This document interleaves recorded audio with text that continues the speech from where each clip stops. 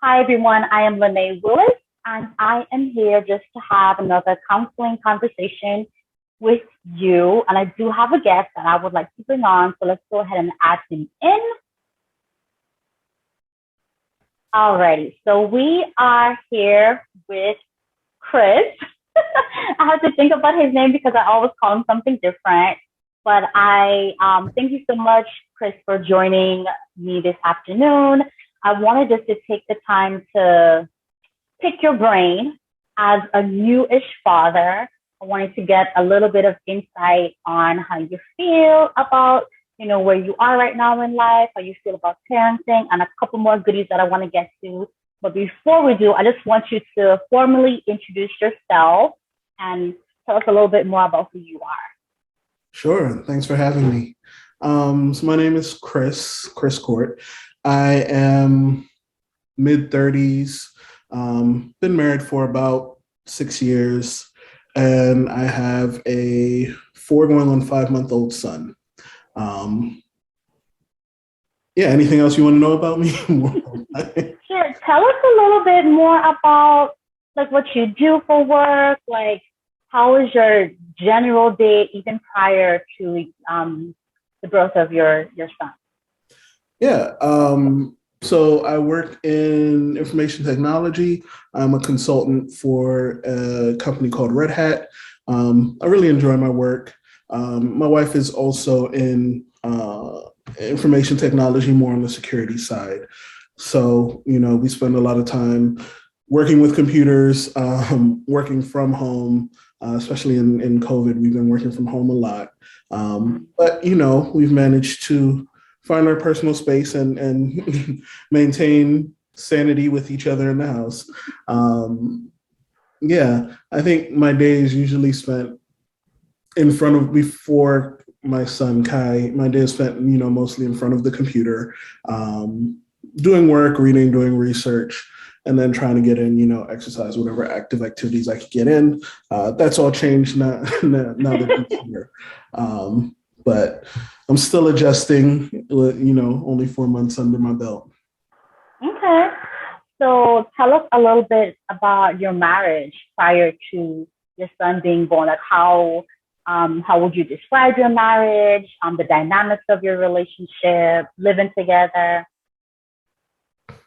Yeah, our marriage is generally pretty good. I mean, everybody has problems, but I think I think one of our strengths is that we are both relatively introverted. My wife is more introverted than me. And what that's allowed us to do is to respect each other's space. So, with both of us living in the townhouse together, I mean, we have enough space to go to our separate areas and spend time apart and then come together when we spend time together. So even before the pandemic started, I was a remote worker. So I worked at home or I traveled. So, our time together was always kind of something that we planned out and spent together and appreciated greatly. So living through the pandemic, it's not like we were always, up under each other. Right. We do have our problems. I think communication is something that most people can work on. And, we have worked on it and grown. They say the first 5 years are the hardest 5 years of your marriage. Yes, they do. Well, So especially the first year is the hardest, and then right. after the first 5. Yeah. Yeah, we've made it through that hump.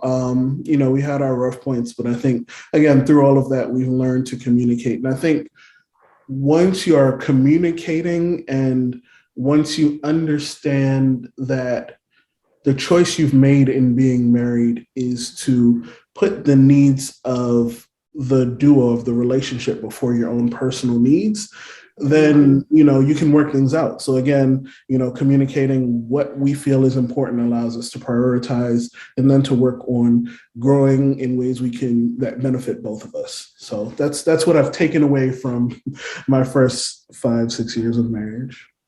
No, that's awesome. And to have been married for that period of time, and learn those skills, at least learn that you need to develop those skills throughout the relationship and the marriage, is amazing, because a lot of people, married 10 years, 20 years, 25 years, they still don't have those skills, and they have a lot of communication issues, and it filters down to, the kids, the relationship with the kids, and so on and so forth. So it's really good that that's a skill that you have kind of just mulling about in your relationship.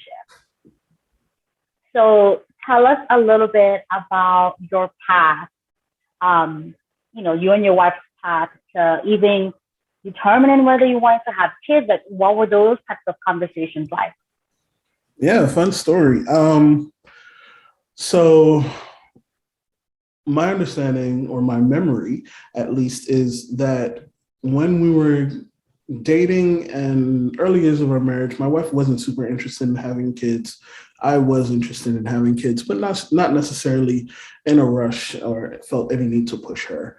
During that time, I think we made some we had some economic growth, and I discovered the ability to spoil myself. And to put it lightly. To put it lightly, right? And during that time, my wife decided that she wanted kids, and she came to me and said, "Hey, let's try to have kids." And I was like, "Whoa."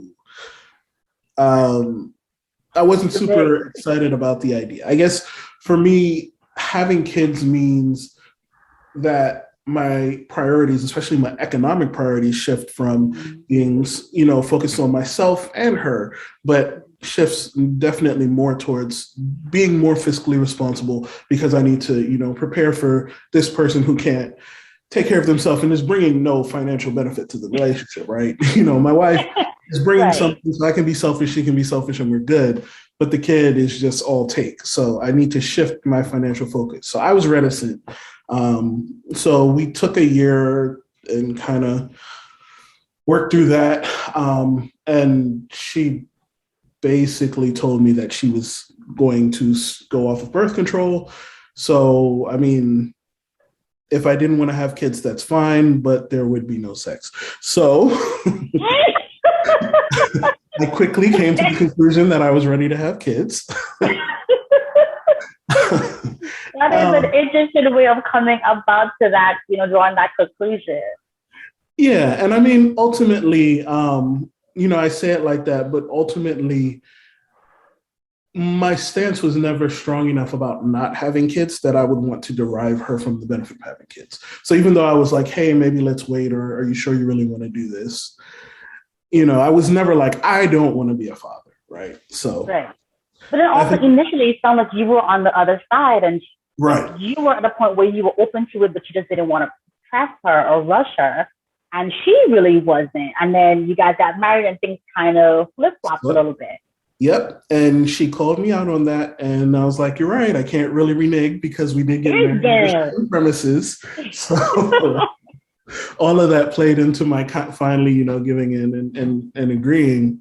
But that's the point where the story really begins, right? So we tried for 6 months to a year, and we're having no luck, and decided that we really needed to look into fertility treatment, and found that my wife had a number of complications, right? So again, we're older. My wife is a year younger than me. So at this point, we're in our 30s, young 30s.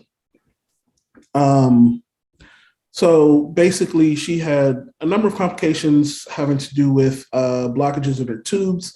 We had to go through some surgeries for that, after all the procedures to figure out what was going on. We went through surgeries for that, and then tried again, found that, again, nothing was working. At this point, we were actually at a fertility clinic, right? So we're working with a fertility clinic. And they said basically, at this point, we should try, more, I forget the word they use, but more assisted procedures, right? So, so we tried the, what is the name of that procedure? The procedure where they call it the turkey-based procedure, right? Where they use the male sperm and insert into the woman after, they kind of clean it and make sure that it is really potent, and then they use it. We did 2 or 3 cycles of that, and it didn't work. So they were like, hey, let's pull eggs. So we went through the procedure of pulling eggs, and we got pretty lucky. I think we got, after the procedure of pulling the eggs and freezing them, I think we had 5 or 6 embryos who survived the procedure. After pulling the eggs, fertilizing them, and then freezing them, we had 6 embryos.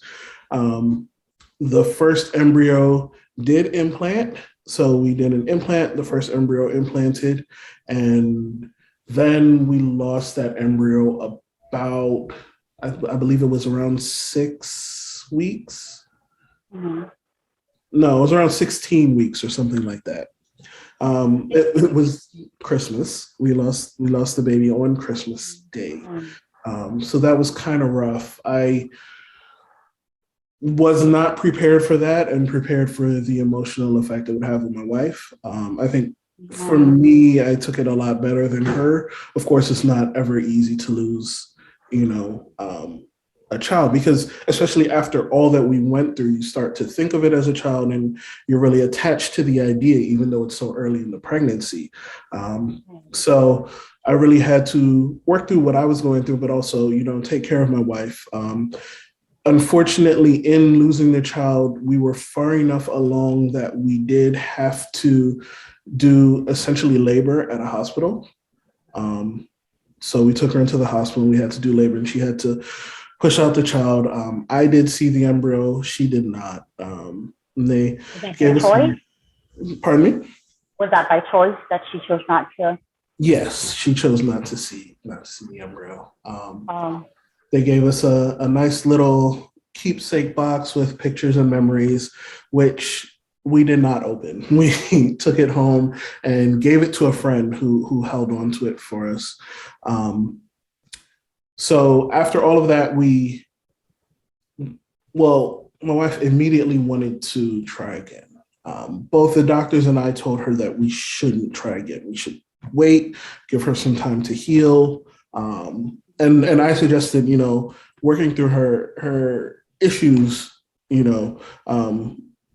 because I picked up that she was having some emotional drama. I don't want to call it drama. I should say trauma. Emotional response to the loss of kids. So hold on. So you said a lot. Let me just make sure we go back and we kind of make sure we're capturing everything. So you guys had that flip-floppy of whether you wanted kids or not wanted kids. You finally decided you were going to try, right? Yeah. Which again brings up the importance of that communication in the dating phase, right? Because you guys had a conversation in the dating phase. So it wasn't a brand new conversation that you were having in marriage when it came back up again. And then you guys made a decision, you guys made a plan, and you both stuck to the plan in support of one another, regardless of whoever flip-flopped which way or whatever it is. You guys were made a decision together, essentially. Moving along, you guys made attempts naturally to try and introduce those 6 months to a year, didn't pan out. You guys decided to do the fertility treatment. Now, prior to the fertility treatment and even going into that process, were you aware of complications or just the emotional preparedness that you would need to have in preparation for making these attempts on what that would look like, for, injections and, all of that? No, we were not. I think the first thing that we thought about was the cost. It had relatively good insurance, so that was something we didn't have to worry about. But in general, we didn't think about, the issues. I thought at most, we would, I thought at most they would do some tests. We'd go through some cycles and get the baby implanted. I didn't really think we would have to pull eggs and do insemination outside of the body. But again, it's really hard for women to know the state of their reproductive system, and I think especially because modern society pushes us to put so many other things before having children. At the age where you're often ready to have children, oftentimes I find, not just with us, but talking to a lot of my people my age, friends and family, that there are complications, right? Most women don't know the state of their reproductive system. So it's something that I've definitely been educated on, and we do talk to people a lot, people our age and even people younger, like, hey, whether you're ready to have kids or not, it's something you should look into and consider, because again, this is expensive and can be very traumatic, yep. at our age. As you guys got to figure out after, you decided to, well, not decided, but when unfortunately the first egg that was implanted and was successful after 16 weeks. So that 16 weeks in that time period, like what were some of the things conversations maybe even that you all were having about, the baby that your wife was pregnant with? Yeah, we had a lot of conversations. We hadn't gone as far as naming the child. We had a stand-in name, which and my wife will always tell you that our son Kai is her second child, right? Her second son. So we did find out his gender, and we were calling him 11. He was out of the 16 embryos they made, he was embryo 11. So we were calling him 11. And you really do get attached. You start thinking, we hadn't gone through actually building the nursery or anything like that, but we had started talking about it. We were talking with my parents because, again, we thought everything would go well. So we had told people early. Everybody was happy. We were talking to people about how we're going to move forward, plans about, about childcare. My mom was going to help us, that sort of thing. Even, my nephew and niece, we told them, and they were happy that we were going to get a little baby. How old are they? So at that point, they were 8 and 4. Oh. Yeah. So, you talk to a lot of people, and I think that was the hardest part, was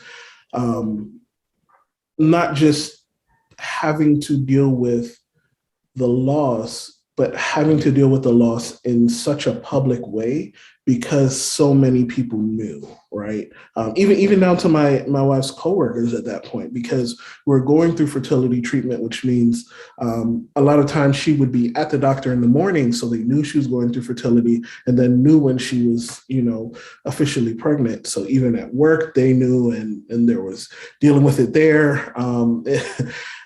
And that's hard. That's hard when you involve people, or by default, you have to inevitably tell them because you're out this period of time and they know something's off. So, just to kind of be transparent, you share, not hoping for the best. Right. So, yeah, that was the rough part of it. When you talk about the other parts of it, for instance, the dealing with the needles and the hormones and all of that, I think that kicked in after the loss. So before the loss, everything was kind of, we ramped up, we got pregnant. And then after the loss, we really had a number of problems. We had a number of embryos that didn't take. I think we had 2 implants that didn't take. So we went through cycles for that. And also after the loss, my wife had endometriosis, I think it's called. Yeah, but basically an infection that comes from not everything passing out after the pregnancy. Yeah. Right. So that prevented, those other embryos from taking root and everything. So it was a lot. We went through a lot of cycles. It's very emotionally taxing, not just losing a baby, but having an embryo not implant is taxing, especially when you have a limited amount, right? Right. You're watching that number go down. And they tell you that they choose like the best looking candidate, right? So you're like, oh, well, even though we have like 3 more, like, are these 3 weaker? Are they, our chances are getting Mhm. lower and lower? There's all these things that run through your mind. And all you can really do is stick with it and hope for the best. I think my prevailing thought through all of this is that it's a natural process. Um, the body will deal with things, right? So I had to believe that, if the child was fast or whatever, that it was because there was some sort of problem that the body was working out. And this was a natural process and not some sort of thing I was doing wrong or she was doing wrong or any bad luck like that. Just kind of had to try to remember that it's really a miracle of birth, right? I think a lot of people take that for granted until you're trying and you realize that it's Yeah, a miracle. It's not a given that this thing will happen. right. So taking us back now to the point where you guys had given the box to a friend, you made a decision, some of you guys made a decision together. Your wife was trying, you had two failed attempts. After that, what was the next step? What happened? What number was your son, your second son? I believe Kai was our fourth implant. I don't remember what number embryo he was. I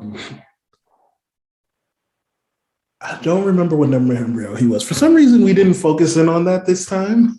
Oh, okay. Yeah, I don't know why. So it was once we did the implant, we're very careful. We didn't tell people for a while. And then we slowly started telling more and more people. We At what point did you start telling people this time around? well, before we started telling people, we switched OBGYNs after the loss. We have a friend who went through a very similar situation the year before our loss, the exact date, Christmas Day, she lost her child. And she told us so she had just had a baby when we were pregnant with Kyra, or her baby was a couple of months old. So we were talking to her and she told us, oh, you should use my OB. She's really good. She walked me through this. So we went to her OB and she told us about getting a cerclage. So that's what kind is of, a cerclage? I know what it is, but can you explain? yeah. Quick. So a cerclage is quite simply sewing the cervix closed. A lot of times when you have a late stage or mid stage miscarriage, they will not really understand why it happened. And if they don't understand why it happened, a lot of times it gets called an incompetent cervix, right? Lots of discussion about how that's a hurtful name, but the idea is that, basically the cervix, for whatever reason, allowed the child to pass out. So the idea is that if you sew the cervix closed, then, well, while the cervix could still decide to release, you can save some time, right? Give you some time for some chemical intervention or, other intervention. So they sew it closed at, I believe it's 13 weeks. You go in for a procedure, they sew the cervix closed, and you go from there. So after the cerclage, we're more comfortable telling people. Basically, once a cerclage is in, the statistics are that you are pretty much 95% going to go full term, right? Or at least, if not full term, you'll go to 95% that you'll go to viability, which is 35 weeks. 35 weeks viability. Right. And we did go to Taking notes. Okay. So that's when we started telling people is after the cerclage was in. Okay. So then 36, you said 36 weeks? 35 is 30. Actually, I think 35 is the weeks of viability.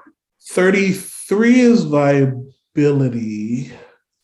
So it's a bit confusing. There's like 33, I think, is viability. 35 is easy viability. So like you probably won't go to the NICU. 36 is when they take the cerclage out. Okay. And so at which point did you communicate to people that you all were pregnant? Was it at the 33 weeks?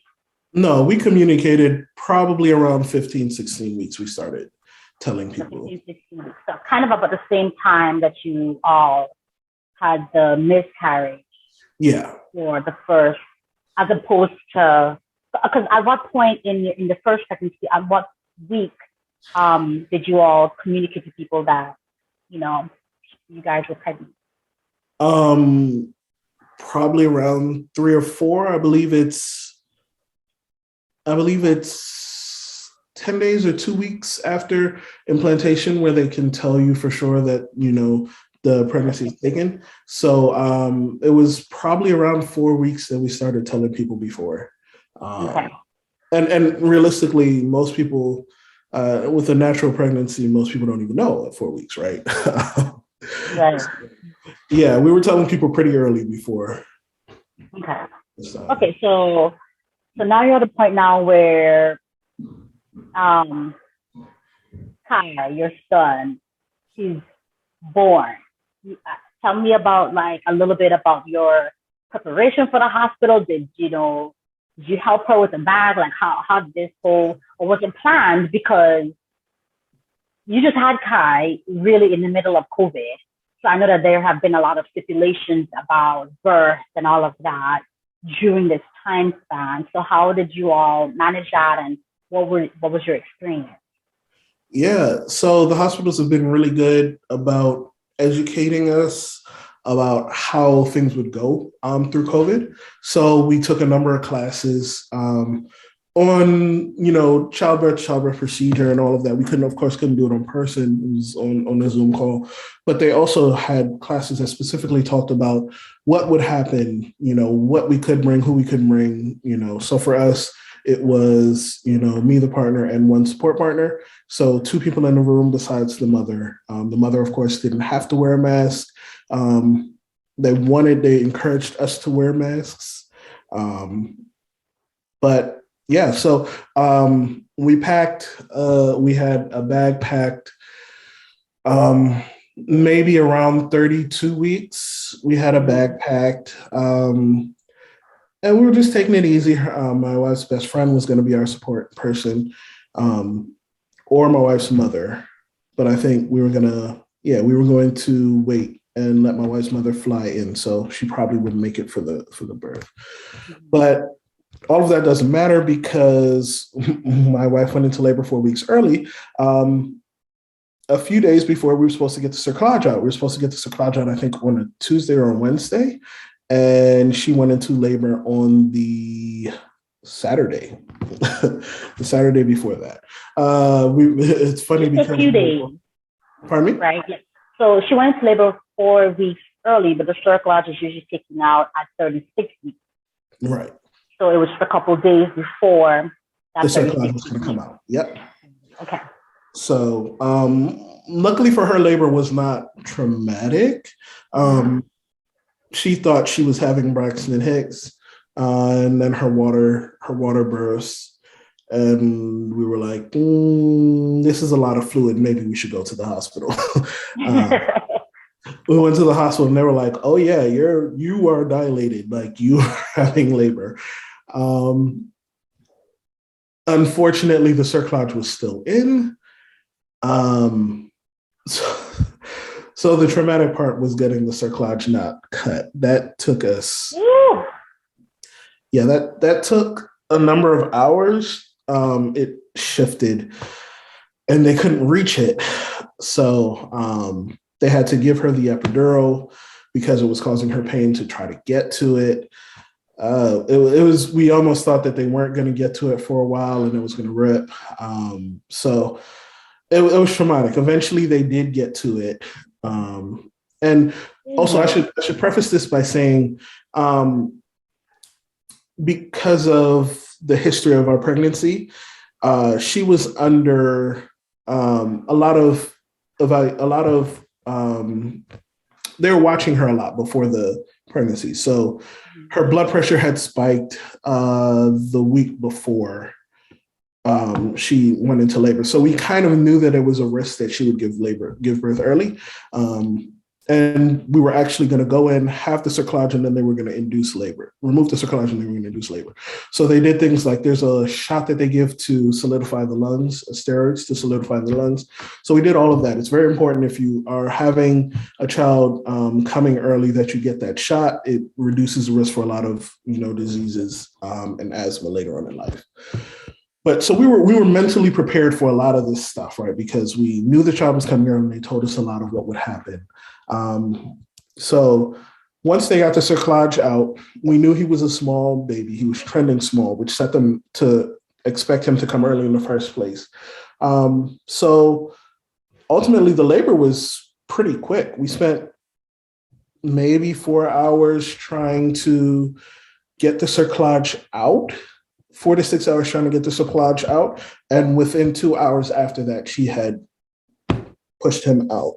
And luckily he was healthy. They looked him over. The NICU team looked him over and gave him to me. They didn't want him to go to the NICU. So all of this is happening like at a whirlwind for me. I have no idea what's going on. They're like, I'm kind of peeking over their shoulder as they're checking him over or whatever. And someone's like, Dad, take off your shirt. And they're like, what? I'm what? They're like, oh, do skin to skin. So take off my shirt. And they put this little baby on me. And yeah, it was a lot faster than I expected. I think for a lot of people, it takes longer, but it was still a great experience. So you guys have your bouncing baby boy.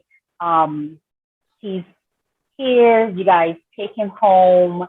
I'm sure everyone's excited to meet him. How was the transition now for you as a parent? Is it because it's a different thing, like the preparation leading to everything, the preparation for IVF, the emotional preparation for what could happen if IVF failed, experiencing that actually, going through all of that process, having a couple of fill-attempts. Now you're at this point where he's here, he's good, like his weight is a little under, but no big deal. He's healthy. He's gonna be good. What were like the next steps? Like you guys took him home, obviously. I know you have the follow-up appointments. I think it's like the first week, and then you do like maybe I don't know if it's a couple weeks after that, and then you do a month after and a month, second month, and all of that. So, and you said that he's now 4 months, right? He's now 4 months. He'll be actually 5 months, I think. Not this weekend, but next weekend. Next weekend. So he's almost 5 months. What has that transition been for you now, having this human being that does not have a W-2? As you pointed out, how has that transition been for you now as a parent? Kind of being now on the other side. Yeah, I think that transition has been, I don't want to say easy, but more natural than I thought it would be.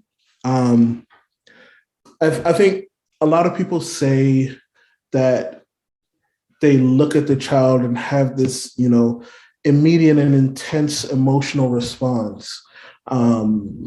That's not me. It wasn't my experience, but I remember holding him and singing to him, and Summer was talking to her mom and telling her mom how, oh yeah, Chris is a great dad and he's singing to him right now. I think I had that kind of a gentle ramp up into that emotional response. For my wife, it was very immediate. She's very protective, very attached to him, overly so, I would say. And the biggest adjustment for me has been adjusting to her. Okay. As a father to a newborn, you play a support role, right?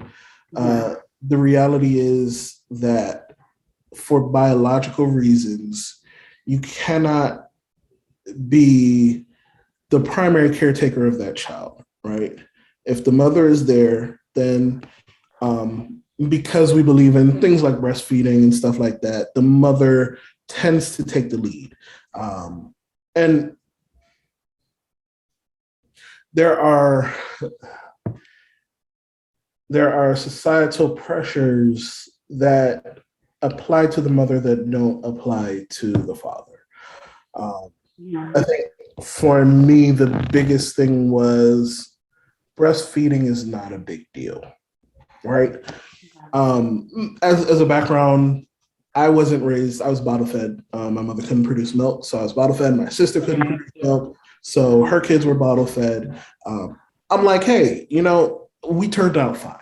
We're fine. We're well-adjusted human beings. Right. So. But my wife really felt the need to produce breast milk and to get him to latch, right? Babies don't latch easy. It's not an easy process. And especially because he was premature, they gave us formula in the hospital. It's not until later that I realized they don't give full-term babies formula in the hospital. They just didn't give me any formula. Right. Anyways, go ahead. So we went through getting him to drink from the bottle, which he did. But once we got him to drink from the bottle, we couldn't get him to latch. Yeah. So that was something that was a problem when we got home. Of course, you deal with sleep and, just adjusting to having him around.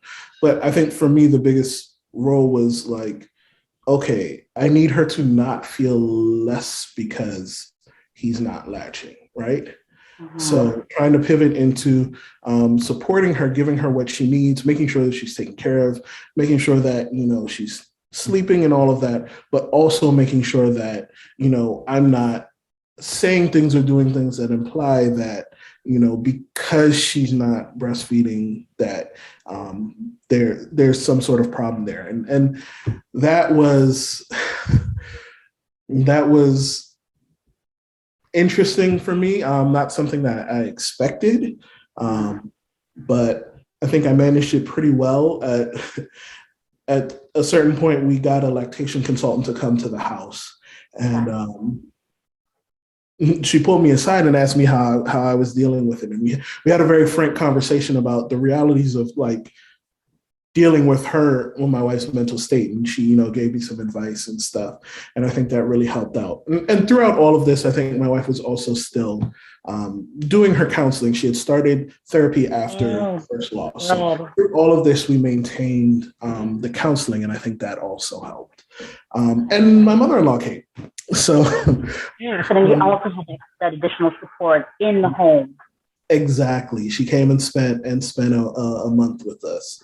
Actually, it was supposed to be a month, and then it extended out 2 weeks because my baby boy had hernias and needed surgery. So that was. But you guys were afforded the opportunity to have that support for that period of time. So despite, the residual complications that kind of came along with Kai, you still had that support. Exactly. So, because most people don't have anyone to support them those first 6 weeks. Some people don't even get, as we were having a discussion just this week, some people don't even get 6 weeks off leave. And sometimes the majority of people, or maybe half the population, most of what they get is 6 weeks. Right. So, and people who maybe have been working for some time or who work from home, especially in light of COVID and things like that, they may have gotten 3 months off or 12 weeks off and stuff like that. So that it's a little bit more than 6 weeks, but it's not the same as having that third person who could come in and support you. Yep. Both you and mom can get. Exactly. Okay. And to add, so we've been blessed with a very strong support system. My in-laws, my mother-in-law flew up and she will do whatever she can to spend time with the grandson. I also am very close to my mother and my sister who live very close to us. And they also, from what I can tell, get along well with my wife. So my mother is also available. Once my mother-in-law went home, then my parents took over. I mean, they were coming over to see Kai, of course, all the time. But once my mother-in-law left, my mother was like, hey, anytime you need something, bring him. I will watch him. They come over at night and see him, after, and spend time with him. So we always have support, whether it's, I just need a break or, just having people who we can hand him off to. It's been really helpful. And I know that a lot of people don't have that. But if No. you do have a support system, then take advantage of it. Okay, cool. I mean, I feel like you were able to give us an insight of like your story, some of the things that you felt like were necessary in order for you to kind of manage all of the obstacles that you faced in becoming a parent, and then now being a parent and dealing with those obstacles. Now, I know he's only 4 months, there's going to be many more obstacles to come, but from where you are right now, like what are some things, some golden nuggets that you could share with other fathers, whether they're new fathers or returning fathers or whatever the case is? Like, what are some nuggets that you would like to share with us? I think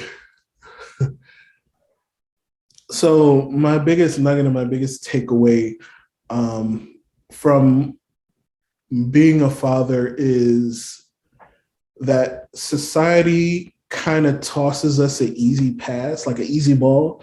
If you are there, if you are a father, especially as a Black man, if you are a father, if you're around and interested in your child, then you are praised and everybody thinks you're awesome.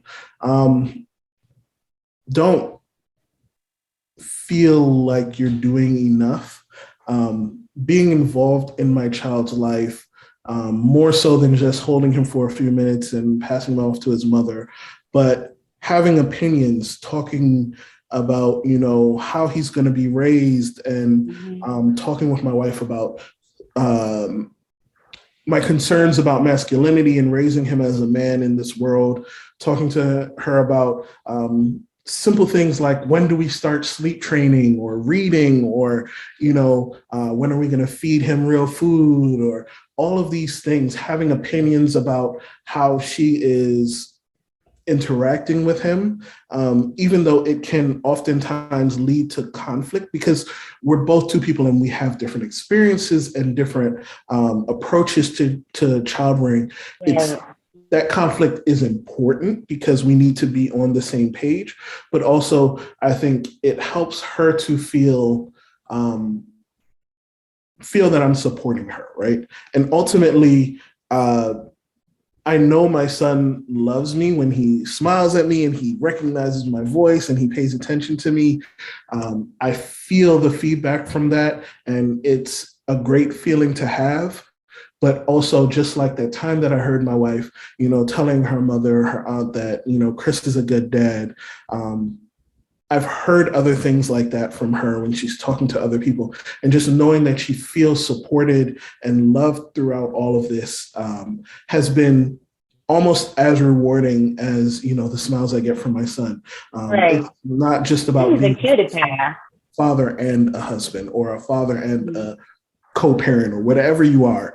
And no matter what the relationship is between you and the mother, because that child is there, you need to support her. And that healthy environment helps bring a healthy child about.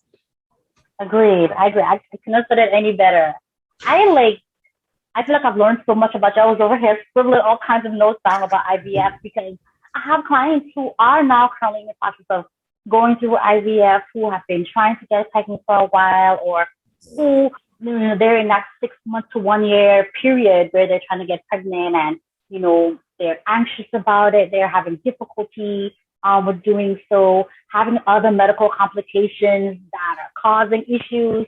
So you sharing that story and your process, I think that this is, I think it's motivating, for those people who feel like things are going to be a challenge, because I could share my story about how challenging it's been, but I think hearing your specific story with the trying and then with the IVF, having Like it's not, it's all these things kind of simultaneously happening, but you guys are still here. You guys made it.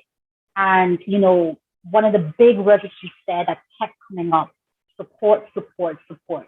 Yeah. Whether it's you supporting her, your parents, or her mom, or whomever supporting you guys, then her having like a therapist to support her. Like all I'm hearing is support. This is a huge part of pregnancy and child rearing, parenting, and just for the parents themselves, you all need support as well. So this is, I really appreciate it. You were going to say something? Yeah, and one last thought. I'm not a mother, and I haven't personally experienced the struggle of going through IVF. But what I will say is that I've seen the change that my wife is a very private person, much more so than me. I really have no boundaries. Very private. And I think a few people, like, for instance, the one friend who told us about the OB, happened to be people we knew about who had problems with fertility, and we talked to them. But as we talked to more and more people, she realized how common the problems she was having were. So even though it can seem daunting and personal, not necessarily something that you as a woman want to share with the world, I think that even if you have to anonymously join a forum online, their Facebook groups and other stuff, find other women who are going through it, because I promise you, there are more of them than you think there are. Yeah. It is way more common than... Especially among Black women. Especially among Black women, yes. Yeah. There are a lot of complications, and one of these days I'll have to get on here and share my story as well. Complications, but I think I think what you just said is really important for us to remember, that there is a community, again, support.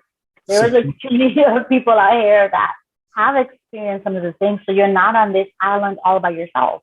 Exactly. There are people who are here who have experienced it too, and of course, your story is unique to you. No one situation is going to be exactly the same, or no two situations are going to be exactly the same. But it's so good to know that you're in a circle of people who have experienced something similar, who may be hurting the same way you're hurting, and they can provide you with some guidance, just a way out of that fog that you may be experiencing. So this is awesome, Chris. I thank you so much for joining me, being a part of this counseling conversation. Glad I could be a part. Thank you so much. And thank you, beautiful people, for watching and paying attention. I hope you guys were able to stay to the end so you can get all of the good stuff, all of the good information. We'll definitely have to keep these going. I have some more. So if you have any topics that you all are interested in, please don't forget to shoot me an email. Just let me know what it is that you may be interested in. Or you can call me 216-616-HOPE.